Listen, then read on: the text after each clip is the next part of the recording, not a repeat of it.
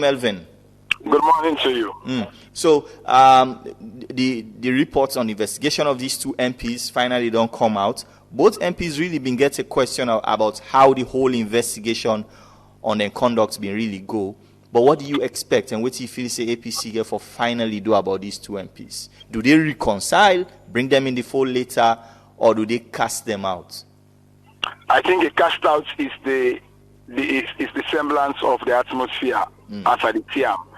Because looking at firstly the actions that we don't come on the aftermath of these findings, it's clear that the APC is not content or pleased with them, and definitely they want to take action action against them. So for me, I think it's pointing to the fact that the speculation will not be that are they going to be whipped? And yes, it seems clearly now that they are going to be whipped. But will the whipping hold? That's a question for another day. Looking at the privileges enjoyed by these two MPs, and as I speak, both of them are not in country. The Honorable Malvin will go attend a meeting in Morocco and in the Kana Abuja for the ECOWAS, and will be in second meeting. And the Honorable Thompson is in Kenya attending another function. So it's going to be a tough decision for the APC, and it's quite interesting that they are coming in with a vendetta spirit, and we don't know how we get for end. And this is the thing about vendetta.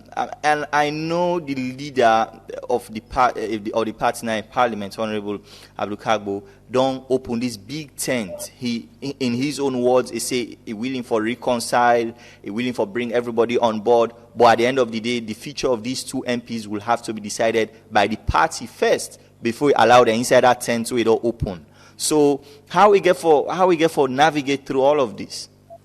Well, it is at a critical juncture for manage Parliament, manage APC party office, and manage your own personal conscience. And that's going to be a critical role for him. And of course, he's under pressure from his political party. We definitely, they put on there for a reason. Don't forget in role playing at the ITGC, and he's a loyalist to the core.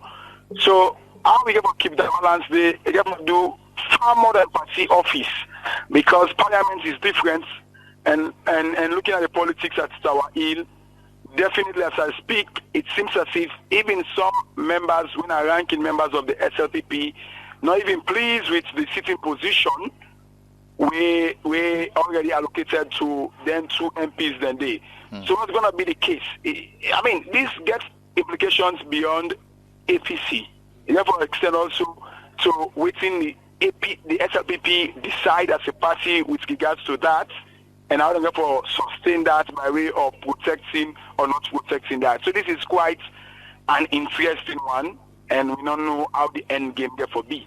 And from what we hear, by the end of this week, a decision will have been made on the future of them two MPs there. Depending on that decision, we could enter into a phase of reconciliation, everybody hold their hand and sing Kumbaya, or it could be a very long, litigious process of removing these MPs if it gets to that. According to my sources, the party has decided to expel them.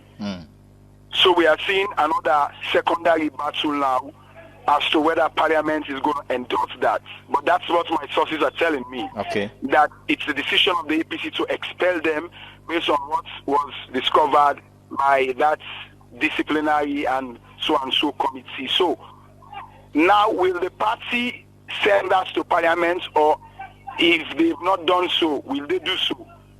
And under what caveat? Will they be only contingenting their facts on what the party decided? And if that's what's the case, will the Speaker be countenancing just party decision or constitutional basis of their action? So that's going to be the unending battle confronting the APC as a party. Yeah. All right. Thank you very much for talking to us this morning.